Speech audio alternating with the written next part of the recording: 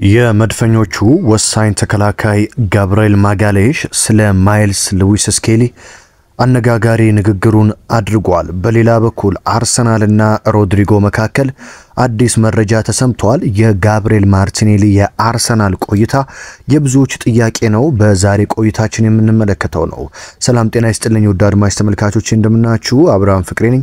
የዕለቱን ወሳኝ ስፖርታዊ መረጃዎች ወደ እናንተ ለማድረስ የስቱዲዮ ሰዓቴን አክብሬ ተገኝቻለሁ።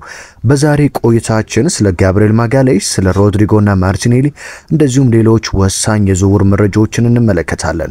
ለዚህ ቻናል አዲስ የሆናችሁ ሰብስክራይብ በማድረግ ቤተሰብ በመሆን በየዕለቱ ወሳኝ መረጃዎች እንድታገኙ በአክብሮት ልጋብዛችሁ። እንደተለመደው ቪዲዮ ለበርካቶች እንዲደርስ ላይክ በማድረግ ጀምሩ። በቀጥታ ወደ መረጃዎቹ ነው ወስዳችሁ። እስኪ ከጋብርኤል ማጋሌሽ ጉዳይ እንጀምርና ወደ ሮድሪጎ ከዛ ደግሞ ወደ ማርቲኔሊ ጉዳይ እናመራለን። በአርሰናል ቤት በተለይም ከሳሊባ እኩል ማለት በሚቻል ደረጃ አንዳንድ ሰዎችም ከሳሊባ ያስበልጡታል ለአርሰናል ደሙን ይሰጣል የሚሉለት ብራዚላዊው ተከላካይ ጋብርኤል ማጋሌሽ እንግዲህ ስለ በቅርቡ ውሉን ስላራዘመው ሉዊስ ስኬሊ ንግግሩን አድርጓል። ጋብርኤል ማጋሌሽ በአርሰናል ቤት በተለይም በመጨረሻዎቹ ጨዋታዎች መጎዳቱ አርሰናል በሻምፒዮንስ ሊግ ፍጻሜ እንዳይደርስ እንዳደረገው ብዙዎች ይናገራሉ። በተለይም ማጋሌሽ ሜዳ ላይ ሲኖር የአርሰናል ተጫዋቾችን እስከ መጨረሻው ጠብታ ድረስ የሚያነሳሳበት መንገድ በብዙዎች ዘንድ ይወደድለታል። ታዲያ በሻምፒዮንስ ሊጉ እሱ ቢኖር ኖሮ ለአርሰናል ተጫዋቾች ከኋላ ደጀን በመሆንና በማነሳሳት መድፉን እስከ ፍጻሜ ድረስ ይዞት ይጓዝ ነበር ሲሉ ብዙዎች ሐሳባቸውን ይሰጣሉ። እኔም በግሌ ጋብርኤል ማጋሌሽ በአርሰናል ቤት ለአርሰናል ማሊያ ከሚዋደቁ እጅግ ወሳኝ ተጫዋቾች መካከል ቅድሚያ የምሰጠው ነው። ታዲያ ብራዚላዊው የአርሰናል የተከላካይ ስፍራ ተጫዋች ማጋሌሽ ሉዊስ ስኬሊ በአርሰናል ቤት ውሉን አራዝሟል። ስለሱ ምን ታስባለህ ሲባል ጥያቄ ቀርቦለት ነበረ። እንዲህ ሲል መልሷል። ሉዊስ ስኬሊ ሜዳ ላይ ካለ ደህንነት ይሰማኛል። እሱ አጠገቤ ሲጫወት ማንንም አልፈራም፣ ምክንያቱም ኳሱ ቢበላሽብኝ እንኳን እሱ መጥቶ እንደሚያድን አውቃለሁ። እሱ ጋር ኳስ ካለ ደግሞ እንደማይበላሽ ስለማውቅ በራስ መተማመን አጠገቡ እቆማለሁ ሲል ስለ ማይልስ ሉዊስ ስኬሊ አስደናቂ ብቃት ተናግሯል። እሱ ሜዳ ላይ ካለ ሁላችንም ደህንነት ይሰማናል። በተለይ እኔ ደግሞ በሱ ላይ በራስ መተማመን እጅግ ከፍ ያለ ነው። ሜዳ ላይ አብሮኝ ሲሰለፍ ከፍተኛ የሆነ በራስ መተማመን ይኖረኛል ሲል ነው የተናገረው። ሉዊስ ስኬሊ እንደምታውቁት ልክ እንደ ጋብርኤል ማጋሌሽ ሁሉ በሜዳ ላይ ከተቃራኒ ተጫዋቾች ጋር ግብግብ ውስጥ መግባት ከደጋፊዎችም ጋር ግብግብ ውስጥ በመግባት ይታወቃል። በተለይም የደርቢ ጨዋታዎች ላይ ማጋሌሽና ሉዊስ ስኬሊ በከፍተኛ ሁኔታ የተቃራኒ ቡድን ተጫዋቾችን ንዴት ውስጥ በመክተት ስሜታዊ በማድረግ ለማሸነፍ የሚያደርጉት ጥረት ይነሳላቸዋል። ታዲያ ጋብርኤል ማጋሌሽ የማይልስ ሉዊስ ስኬሊ አድናቂ መሆኑ ምናልባትም በሁለቱ መካከል ከሜዳ ውጪ ከፍተኛ የሆነ ግንኙነት እንዳለ ነው የተሰማው።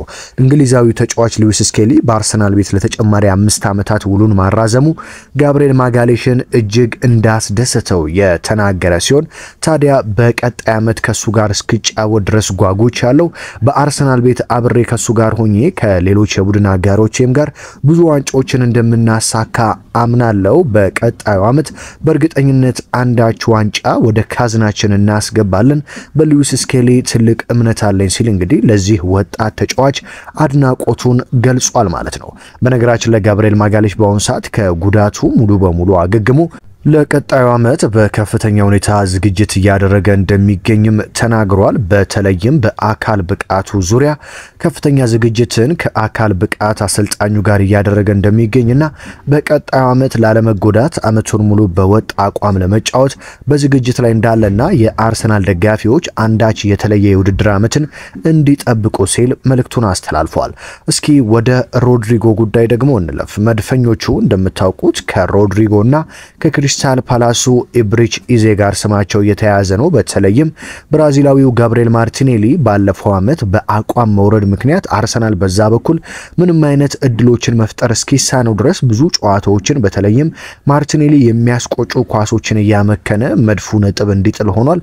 ስለዚህ አርቴታ በክረምት የዝውውር መስኮት በከፍተኛ ሁኔታ ማስተካከል ከሚፈልጉት የቡድናቸው ክፍል ውስጥ የመስመር አጥቂ የግራ የክንፍ አጥቂ መስመራቸውን ማስተካከል ይፈልጋሉ። ለዚህም ለማርቲኔሊ ቆንጆ ምትክ እየፈለጉ ሲገኙ የመጀመሪያ ምርጫቸው በሪያል ማድሪድ ቤት እየተገፋ የሚገኘውና ከኔ ይልቅ ለነ ቤሊንግሃም ለነ ኪሊያን ኢምባፔና ለነ ቪኒሲየስ ጁኒየር ነው ቅድሚያ የሚሰጠው በሚል ኩርፊያ ውስጥ የገባው ሮድሪጎ እንደሆነ ይታወቃል። ታዲያ ዛሬ ፋብሪዚዮ ሮማኖ በሰበር መረጃው እንደዘገበው ከሆነ አርሰናል ለሮድሪጎ የመጀመሪያ ይፋዊ ጥያቄውን ለማቅረብ ዝግጅት እንደጨረሰ ነው የተሰማው። በተለይም አሰልጣኝ ሚኬል አርቴታ ኢብሪች ኢዜን በስም ዝውውር ውስጥ ቢያካትቱትም የመጀመሪያ ምርጫቸው ግን ሮድሪጎ እንደሆነ ተሰምቷል። በተለይም ይህ ብራዚላዊ ተጫዋች በቀጣይ ዓመት በአርሰናል ቤት ከፍተኛ ሚና ወይም ደግሞ ሮል ይጫወታል ብለው ይጠብቃሉ። ከድሮም ጀምሮ አርቴታ የዚህ ተጫዋች አድናቂ እንደሆኑና ሲከታተሉት እንደነበር ነው የተሰማው።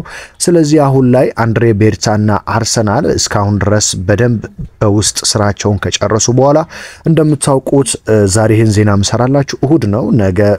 ነገ ሌሊት 6 ሰዓት ሰኞ ወይም ደግሞ ማክሰኞ በፈረንጆቹ ጁላይ 1 ሲል ማለት ነው አርሰናል ሙሉ በሙሉ ወደ ዝውውር መስኮቱ ብዙ ገንዘቦችን ማውጣት ይችላል በፋይናንስ። ስለዚህ ከጁላይ 1 ጀምሮ መድፉ ብዙ ገንዘብ ማውጣት ስለሚችል ወደ ዝውውሩ በደንብ በስፋት እንደሚገባ ነው የሚጠበቀው። ስለዚህ አርቴታና አርሰናል ለሮድሪጎ ይፋዊ ጥያቄ ለማቅረብ ዝግጅት እንደጨረሱና የፊታችን ማክሰኞ ለሮድሪጎ የመጀመሪያ ይፋዊ ጥያቄ እንደሚቀርብ ከሪያል ማድሪድም ጋር መደበኛ ግንኙነቶች እንደሚደረጉ የተሰማ ሲሆን ሮድሪጎ እንደሚታወቀው እንግዲህ በሪያል ማድሪድ ቤት በቀጣዩ ዓመት ቋሚ አሰላለፍ ውስጥ ይገባል ተብሎ አይጠበቅም። ስለዚህ የተቀያሪ ወንበርን ከማሟሟቅና ቤንች ከመሆን ይልቅ በአርሰናል ቤት መጥቶ ቋሚ ለመሆን ስለሚፈልግ ከአርቴታ ጋር ምናልባትም ከስምምነት የሚደርስበት እድል እንዳለ እንግዲህ ፋብሪዚዮ ሮማኖ ዘግቦታል። አርሰናል ታዲያ ሮድሪጎን ምርጫው አድርጓል። ኢብሪች ኢዜ በስም ዝርዝር ውስጥ እንዳለ ነግሬያችኋለሁ። ነገር ግን የመጀመሪያ ፍላጎታቸው ሮድሪጎ ነው። የሮድሪጎ ጉዳይ ካልተሳካ ወደ ኢብሪች ኢዜ እንደሚዞሩ የተረጋገጠ ሲሆን የኢብሪች ኢዜ ደግሞ የማይሳካ ከሆነ ወደ አትላንታው ተጫዋች ሉክማን ፊታቸውን እንደሚያዞሩ ተሰምቷል። ስለዚህ አርቴታ እነዚህ 3 ተጫዋቾች በመድፉ ስም ዝርዝር ውስጥ የገቡ ሲሆን የአትላንታው ሉክማን እንደምታውቁት አምና በተለይ በአትላንታ ቤት እጅግ አስደናቂ ዓመትን አሳልፏል። ስለዚህ የመጨረሻ ምርጫቸው አርቴታ እሱ እንደሆነ ተሰምቷል ማለት ነው። በሌላ በኩል ብዙዎቻችሁ የምትጠይቁኝ ስለ ብራዚላዊው ጋብሪኤል ማርቲኔሊ ጉዳይ ነው።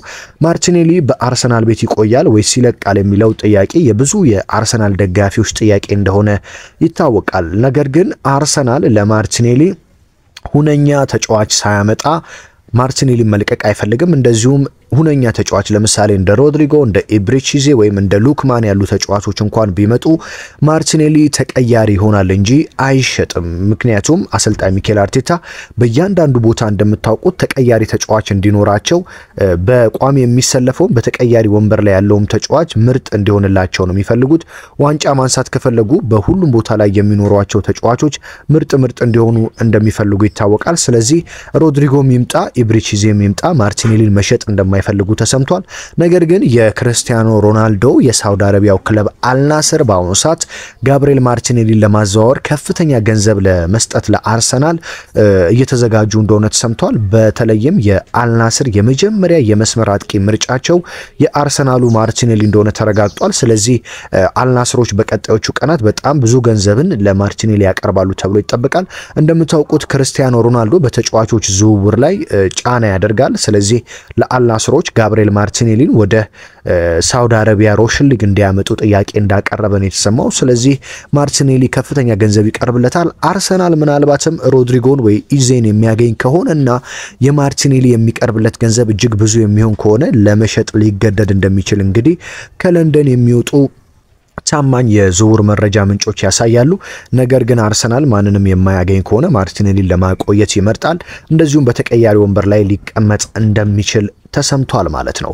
በሌላ በኩል ሊቨርፑል የክሪስታል ፓላሱን ተጫዋች ማርክ ጉሂን ለማስፈረም ከስምምነት ደርሷል። በተለይም ከተጫዋቹ ጋር ሙሉ በሙሉ ከስምምነት እንደደረሰ ተሰምቷል። ከአርሰናል ጋር አምና እንግዲህ በዋንጫ ፉክክሩ አንገት ለአንገት ተናንቀው እንደነበረ ይታወቃል።